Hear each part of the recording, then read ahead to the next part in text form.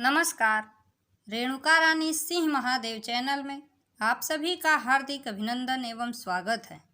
एकांत वरदान है, इसे अभिशाप न बनने दें। इसी पर एक छोटा सा लेख लेकर उपस्थित हुई हूँ। एकांत एक वरदान है तो एक अभिशाप भी। एकांत मन की प्रकृति के अनुरूप परिभाषित और परिलक्षित होता है। एक साधक एवं योगी के लिए एकांत के क्षण ध्यान एवं समाधि का सोपान है। एक भक्त के लिए भगवान से मिलन का मधुर अनुभव और एक वैज्ञानिक एवं चिंतक के लिए ये ही शोध एवं विचार के क्षण हैं।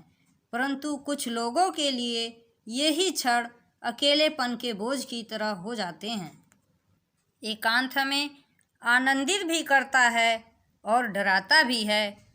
अकेले में कोई हर्ष विभोर होकर कीर्तन करता है तो कोई इससे भागकर किसी अन्य साथी सहचर की भीड़ तलाशता है। आखिर ऐसा क्यों है? क्या इसका मनोवैज्ञानिक है कि एकाकीपन का अनुभव अलग अलग लोगों को अलग अलग प्रतीत होता है? दरअसल हमारा मन ही है इसमें केंद्र में। यदि मन स्वस्थ, सुदृढ़ एवं शांत होता है तो एकाकीपन हमारा सबसे बड़ा मित्र एवं शुभेच्छु बन जाता है। परंतु रुग्ण एवं दुर्बल मन के लिए अकेलापन किसी दुःस्वप्न के समान भीषण एवं डरावना लगता है। ऐसे में हम एकाकीपन से डरते घबराते और भीड़ की ओर भागते हैं और भीड़ में सुकून प्राप्त करते हैं। मनोवैज्ञानिकों की माने तो एकाकीपन में हमारे अचेतन मन में दबी हुई कड़वी यादें एकाएक उजागर हो जाती हैं, प्रकट हो जाती हैं, जिनको हम कभी याद नहीं करना चाहते हैं और न ही उनका सामना करना चाहते हैं।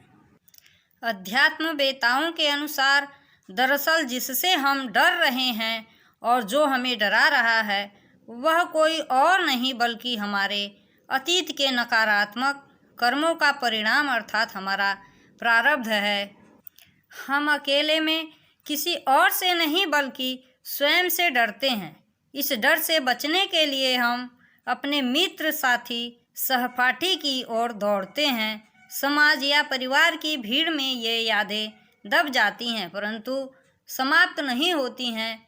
मनोवैज्ञानिक इसी खालीपन के पक्ष की ओर संकेत करते हैं। इनके अनुसार हम अधिकतर गलतियां एवं अपराध इसी अवस्था में करते हैं। इस संदर्भ में उनका कहना है कि अकेलेपन में बुरी आदतें अपने पूरे वेग से हमें आक्रांत कर लेती है और हम पूरी तरह आदतों के मकड़ जाल में फंस जाते हैं। इससे बचने एवं निकलने के लिए सकारात्मक सोच, रचनात्मक चिंतन एवं सदाचार की आवश्यकता है। सकारात्मक सोच से हम सदा स्वयं के प्रति सावधान एवं जागरूक बने रह सकते हैं। जागरूक बने रहने से चोर दरवाजे से नकारात्मक विचार प्रवेश नहीं कर सकते और हम सकारात्मक विचारों को बनाए रख सकते हैं।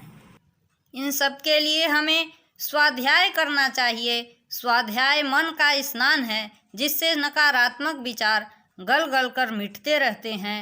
अकेलेपन का साथी है अच्छी पुस्तक। जिनकी मित्रता अच्छी किताबों से हो गई, समझो वे कभी अकेले हो ही नहीं सकते, क्योंकि उनका मन सदा सद्विचारों से अभिप्रेरित रहता है।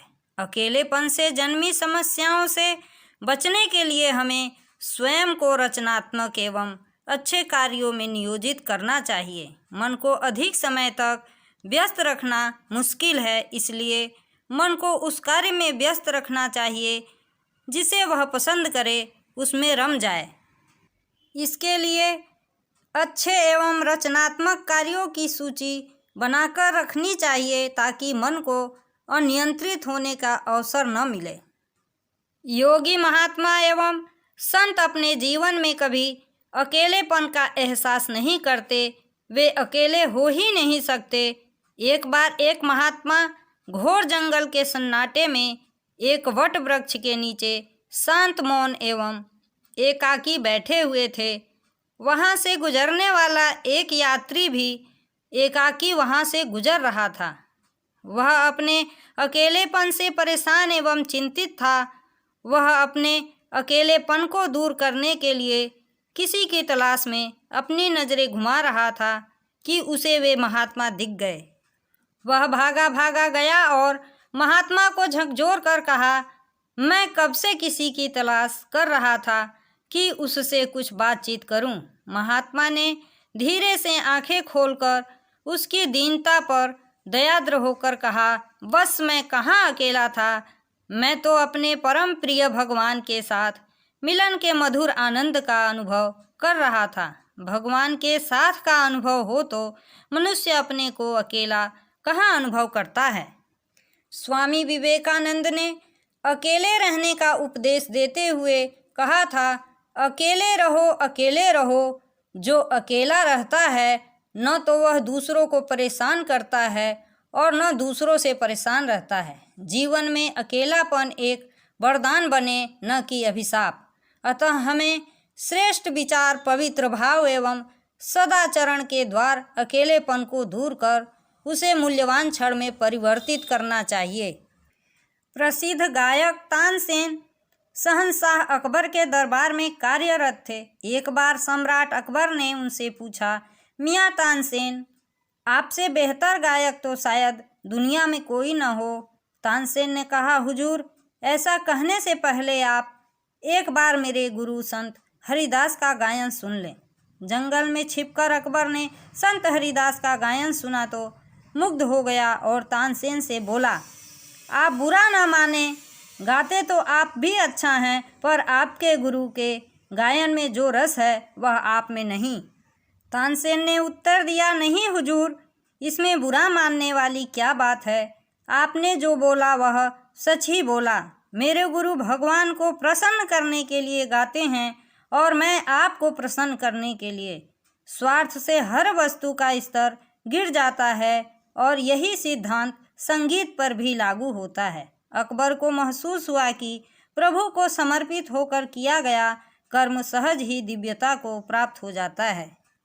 इसी के साथ मैं अपनी वाणी को विराम देती हूँ। जय हिंद, जय भारत।